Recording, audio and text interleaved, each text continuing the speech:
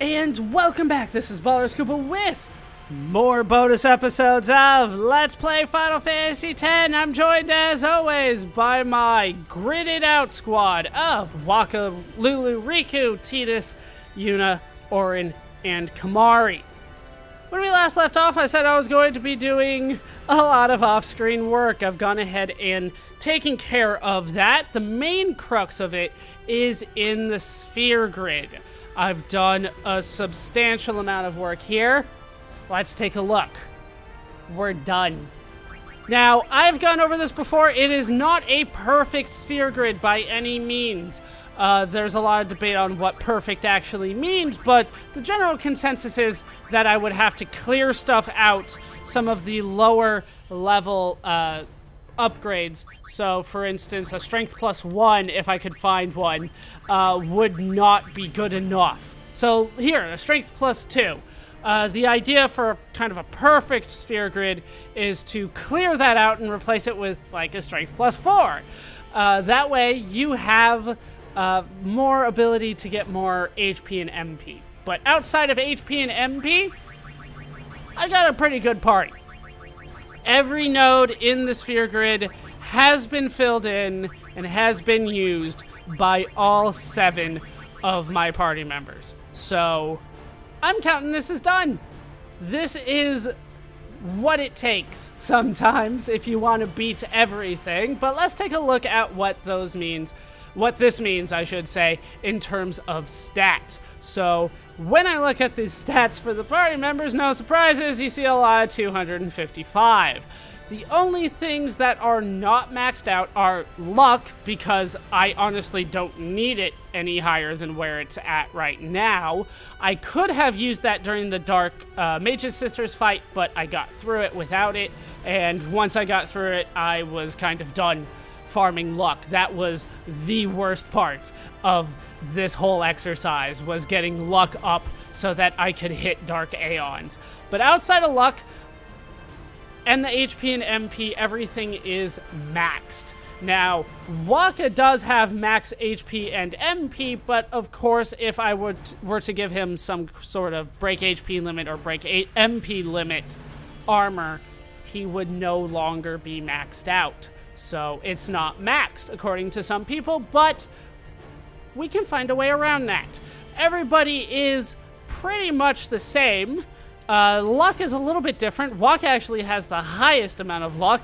Everybody else is at 183 or 184, with Lulu low, Riku high, Tidus high, Yuna low, Auron low, Kimahri high, and then Waka above everybody else. But really, we're talking 1 or 2 points of luck between everybody. It's not that big of a deal when I have over 180 luck. In terms of HP, I do have a couple characters still with break HP limit. Tidus is one of them. I feel like I've used him too much, so he is not going to be in my final party this time. Or at least not the party that takes on Penance, I should say. I have not fully decided who I'll bring into the actual final party, but Tidus won't be here for this one because I've been using him pretty much exclusively this whole time.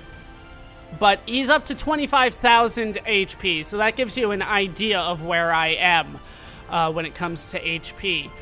There are some strategies that kind of require you to have real max HP, meaning 99,999. I will not be using that strategy because I didn't put in that kind of effort. MP, I don't have a hard number on. It's probably around 1,500 though, 1,500, somewhere around there for MP on Tidus. Kimahri is also on 25,000 HP, so there's that. I do have a very solid party with me right now. I will go over how I made this because me preparing for Penance, which is going to be what the rest of this video is about, took a lot of time, and I did have to do quite a bit of research to try to make sure I had the kind of common strategy and was doing things properly. So went ahead and followed those kinds of guides, and the general consensus was that this was the best armor unless I had max HP, which I don't. So the party that I have is going to be Waka, Lulu, and Riku. I also equipped Yuna with it just in case, but they're all going to have the same armor. In terms of weapons, I'm told I actually need to have celestial weapons. Otherwise, I won't be able to do the damage that I need to do. So let's take a look at the party. We have Waka with the world champion. The evading counter is actually quite nice. The triple overdrive, double AP, don't really care about right now. You know what? The overdrive I might care about, but ultimately I don't think it's going to be that big of a deal. But it is useful in a lot of situations. The armor is the main thing. So let's take a look at the armor. I started with a auto potion and 3 blank slot armor. I think it was still called Shaman Arm Guard at that point. It had auto potion on it. Auto potion, I've been talking down pretty much this whole time, but if you use the strategy properly, there is a way to make this work. It doesn't work in most fights, but if you set it up properly, and I have, or I will, I should say, I haven't fully done it yet, but I'll show you how to do it. Auto potion is actually very nice, so I'll be using that. Auto haste, of course, is incredibly useful. Some even say mandatory for a good portion of the Dark Aeon side quests, which we are still in. Penance is the last one in the Dark Aeon side quest. I'm not sure if I made that perfectly clear, but he did show up after I killed the Dark Aeon. But auto haste, definitely necessary. In order to get auto haste, you do need 80 chocobo wings. And that sounds like a lot, especially considering how rare they are. However, there is a monster in Omega Ruins by the name of Makea. If you bribe Makea for 360,000 gil, he'll give you 60 of them. So it doesn't take nearly as long as it might sound. So 360,000 on Makea from Omega Ruins will get you 60 chocobo wings, and you can farm that way in order to give everybody auto haste. Defense plus 20 was a little bit easier for me to get. It only requires 4 blessed gems, and you can get 6 as a normal drop from killing the Cactuar King. So that one was pretty easy for me too. I would highly recommend it, or at least a lot of people do highly recommend it for the Penance fight, and pretty much the Penance fight alone.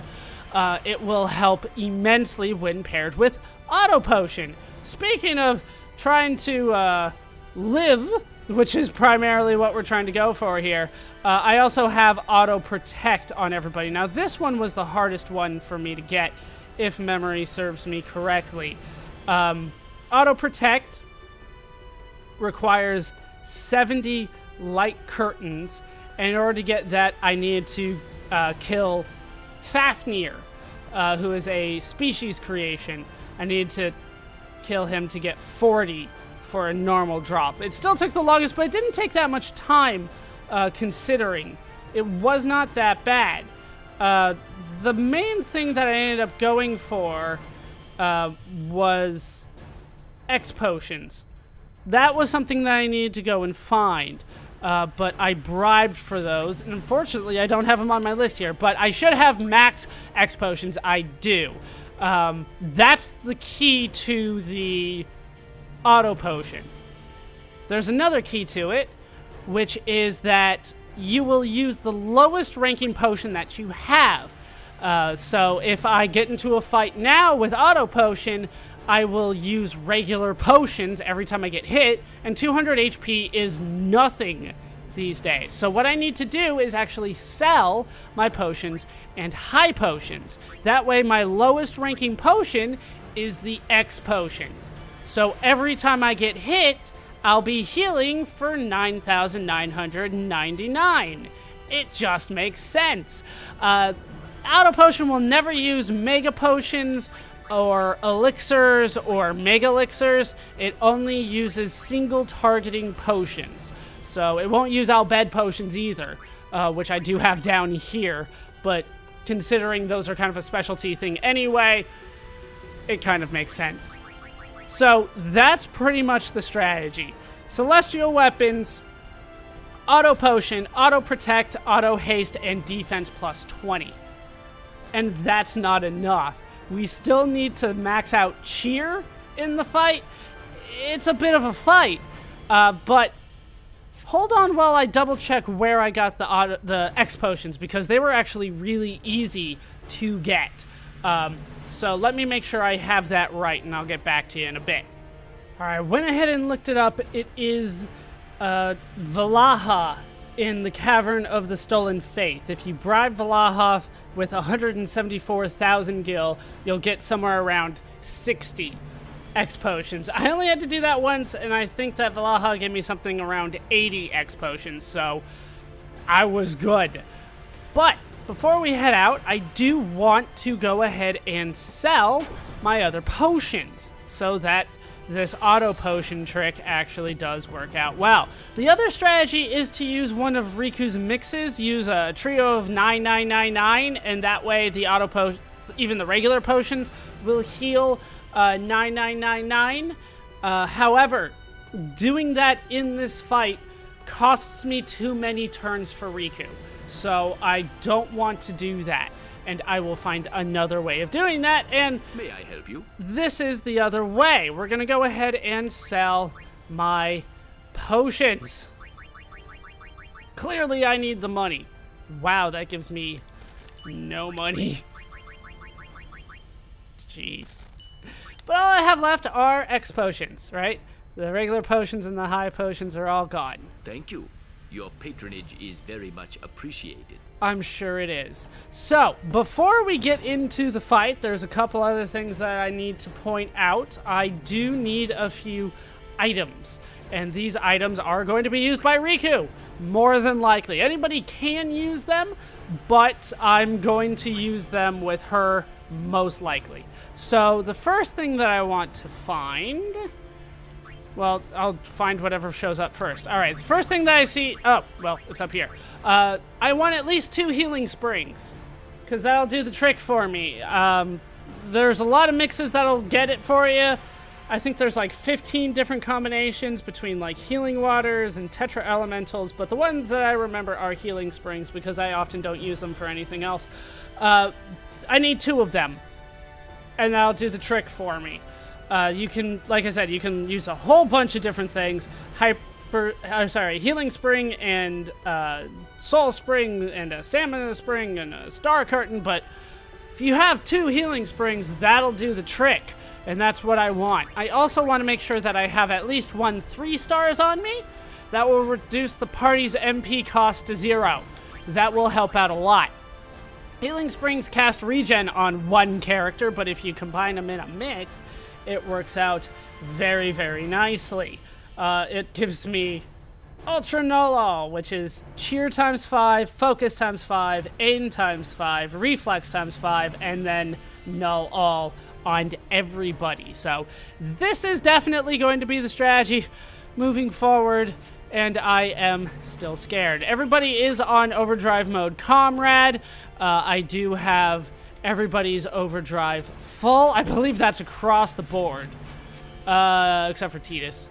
Sure, let's change him to Comrade, even though I don't have his armor set properly. I'm hoping not to use him, but I am hoping to make it through. So, let me save, because things are probably going to go poorly. And it's time to take on Penance.